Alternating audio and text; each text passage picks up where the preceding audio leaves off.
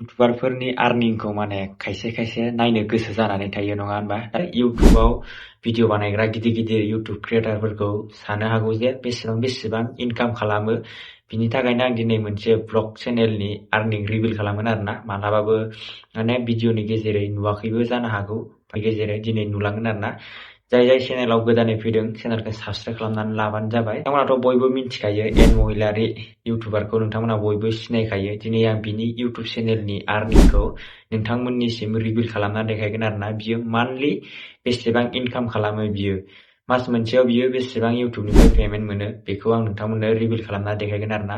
स्पन्सारशिपनि इनकामा बेलेग आरो एडसेन्सनि इनकामा बेलेग आरोना। बेनिखायनो नोंथांमोना भिडिअखौ फुल नायलांबानो जाबाय। बे मान्थलि इनकामा जाहैबाय बियो एड्सनिफ्राय मोननाय इनकाम आरोना। बेयाव बेसेबां मोनो एन महिलारिया मान्थलि, नोंथांमोननो बेखौ आं रिभिल खालामना देखायगोन। आंना मबाइला मोनसेल' जाहैबाय नालाय, आं दा बे मबाइलजोंनो आङो स्क्रिन रेकर्ड खालामनानै नोंथांमोननो देखायगोन आरोना। एन महिलारिया मान्थलि बेसेबां इनकाम खालामो। नोंथांमोना भिडिअखौ फुल नायलांबानो जाबाय। आरो आंनि आपडेट होग्रा चेनेलनिफ्रायबो आं खिथागोन आङो मान्थलि बेसेबां मोनो। नोंथांमोना भिडिअखौ नायलांबानो जाबाय। बिदिबा स्क्रिन रेकर्डखौ खालामसै।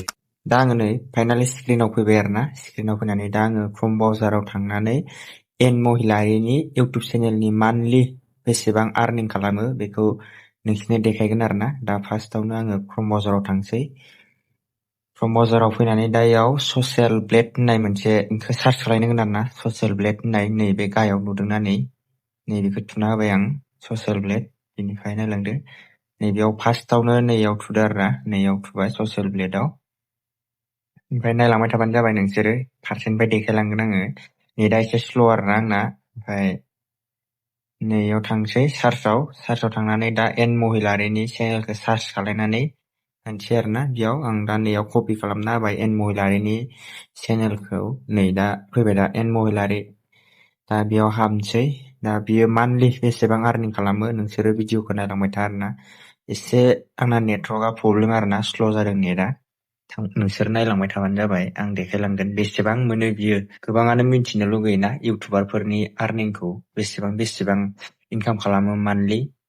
आं दिनै लाइभ प्रुफ देखायगोन आरोना। दा नै फाइनालि ओंखारफैबाय आरोना एन महिलारिनि चेनेला।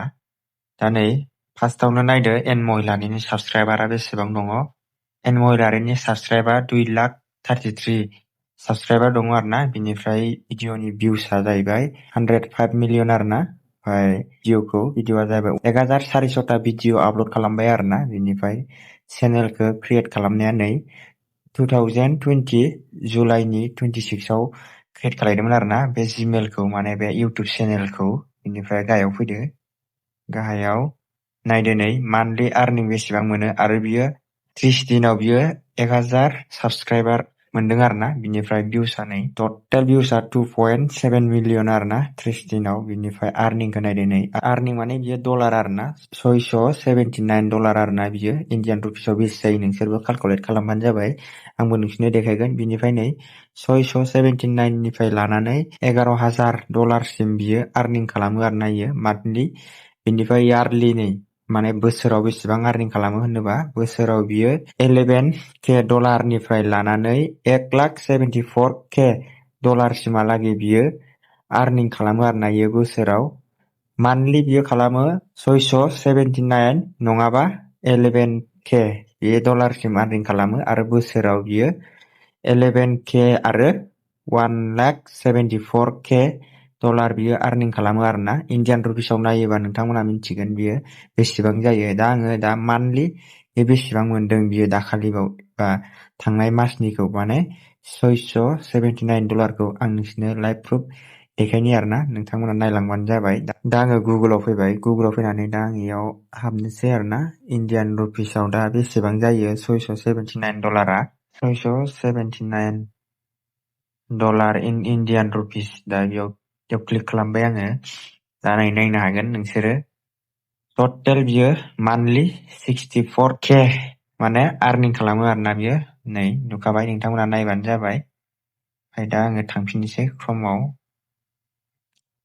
दा नैबे मान्थलि आर्निं नै बियो $679 बियो बे फुरा माने बेसेबां आर्निं खालामदों बियो बेयाव फुरा देखायाखै आरोना मानो होनबा एसे खमबो देखायनो हागौ बा बाराबो देखायनो हागौ आरोना माने फुल मोजाङै देखाया आरोना दा आं आंनिखौनो मोनसे चेनेलनिखौ नोंथांमोननो देखायनि नायबानो जाबाय $100 बारबाय आरोना बिनिफ्राय आंनिया बेसे देखायो नोंथांमोना नायबानो जाबाय मनजय बर' अफिसियेल नै फैबाय दा नैयाव क्लिक खालामदो क्लिक खालामनानै नायनोसै आरोना आंनि साबसक्राइबारा नै टटेल 19K जाबाय आरोना ओमफ्राय भिउसआ टटेल 3.9 मिलियन बिनिफ्राय भिडिअआ नायदो 307 जाबाय आरोना माने आं आपल'ड खालामनाय ओमफ्राय आं जिमेलखौ नै 2024 नि डिसेम्बरनि 1 तारिखआव आङो क्रिएट खालामदोंमोन आरोना बिनिफ्राय नायबानो जाबाय नै आंनि डलारा नै दायो महिलारिया बेसेबां आर्निं खालामो नोंथांमोनाथ' नुखाबाय स्क्रिन रेकर्डनि गेजेरै बे जाहैबाय ससियेल ब्लेड मोनसे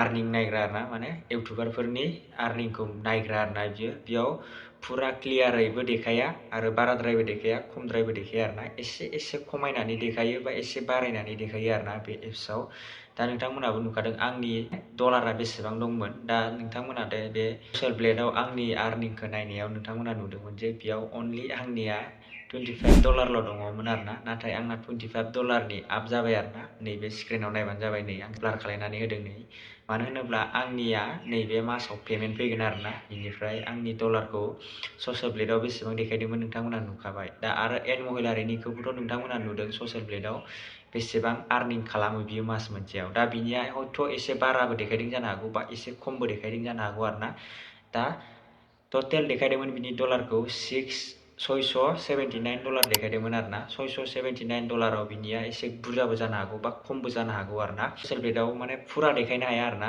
मालायनि इनकामखौ दा नोंथांमोना नुखादों $679 इन्डियान रुपिसाव बेसे जायो नोंथांमोननो आं केलकुलेटबो मारिनानै देखायखादों नोंथांमोनाथ' नुखादों 64,000 जायो आरोना इन्डियान रुपिसाव जुदि महिलारिनि डलारा जुदि 679 जुदि डलार मोनदोंबा बियो मान्थलि इनकाम खालायदों नोंथांमोना नुखादों माने 64,000 इनकाम खालायदों आरोना बेनोमोन आरो नोंथांमोना जुदि नेक्स्ट भिडिअ सोरनि आर्निं रिभिल खालामनांगौ नोंथांमोना कमेन्ट खालामनानै खिथाहरबानो जाबाय नेक्स्ट भिडिअ नोंथांमोननो लाबोगासिनो दं बिदिबा लोगोफोर दिनैनि भिडिअआ बेखिनियानोमोन जुदि चेनेलखौ साबस्क्राइब खालामाखै साबस्क्राइब खालामनानै लाबानो जाबाय नेक्स्ट भिडिअ बेफोरबायदिनो लानानै फैबाय दङ नोंथांमोना चेनेलखौ साबस्क्राइब खालामबानो जाबाय आरो नोंथांमोना जुदि इउटुबनि बारै एसेबाबो नलेज लानो थाखाय नैबे चेनेलखौ साबस्क्राइब खालामनानै लाबानो जाबाय आरोना मानो होनोबा आं एसेबाबो नोंथांमोननिसिम शेयार खालामनो नाजागोन आरोना नोंथांमोना जुदि गोदान सोरबाफोर इउटुबारफोर जानो गोसो दंबा आरो दा भिडिअ आपल'ड खालामबाय दङबा बिसोरनि भिउआ जुदि 20, 50 बेफोरावनो नांथाबाय थायोबा बिसोरो मा गोरोन्थि मावदों मा मिस्टेक मावदों बिसोरो नोंथांमोना जुदि चेनेलखौ साबस्क्राइब खालामनानै लायो नेक्स्ट भिडिअ नोंथांमोना कमेन्ट खालामोबा लाबोबाय दङ आरोना